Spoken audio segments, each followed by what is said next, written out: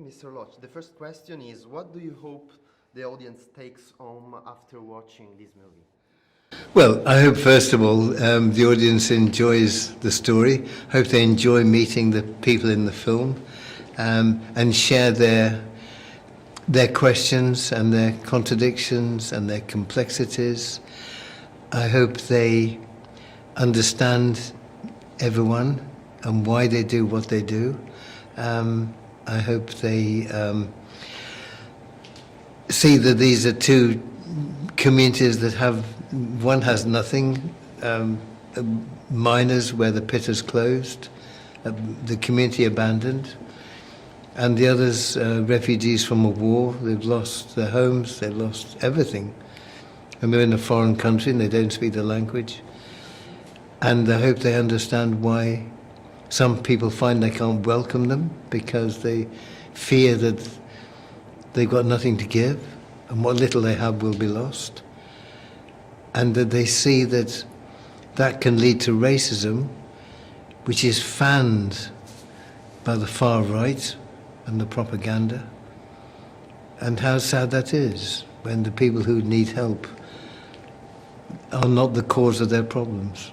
So I think there's a whole, and the fundamental decency of people that, in fact, we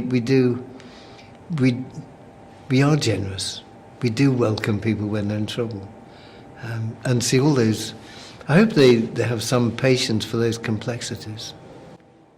Okay, the whole doc is coming at a very difficult historical time with all that's happening at Gaza.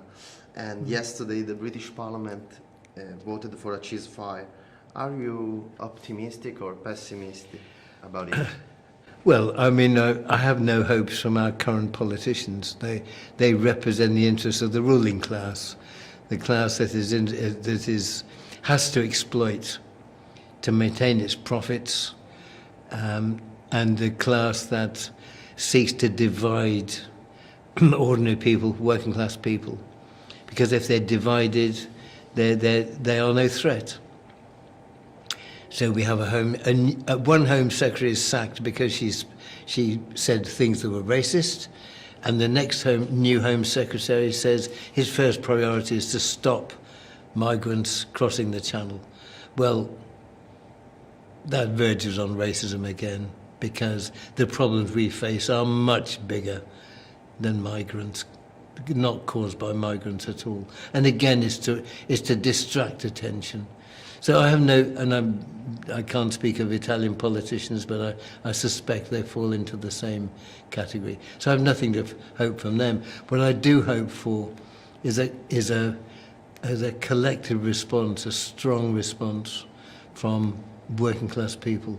And the hopes of the moment, and this again is true of both our countries, is that the right-wing governments are forcing people to go on strike and then attacking them when they do go on strike. So my hope is that people who do take action will say, we have the right to strike and we're going to unite and defend that right. And that's a cause for hope. Thanks. The last question.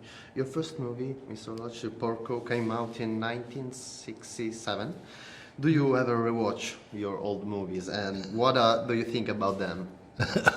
No, I don't rewatch them. I've got good memories of all of them and the people we met, and sometimes, I see a little bit if there's people screen them and you go and talk about them. So sometimes I see a little bit, at a screening, but no, I think you have to look forward, really. And the thing is, when you see an old film, you see the mistakes. You see, I should have done that better. So I tend not to watch. Is this really your last movie? Well, I can't see getting around the course again. I mean, it can take 2 years, 3 years, even though the shooting time is only 6 weeks. But the preparation has to be thorough. And then you take your time putting it together. So I'll be in my 90s by the time I finish. I think that's probably one too many. So I think I'll just fade away now before the ref blows full time, really.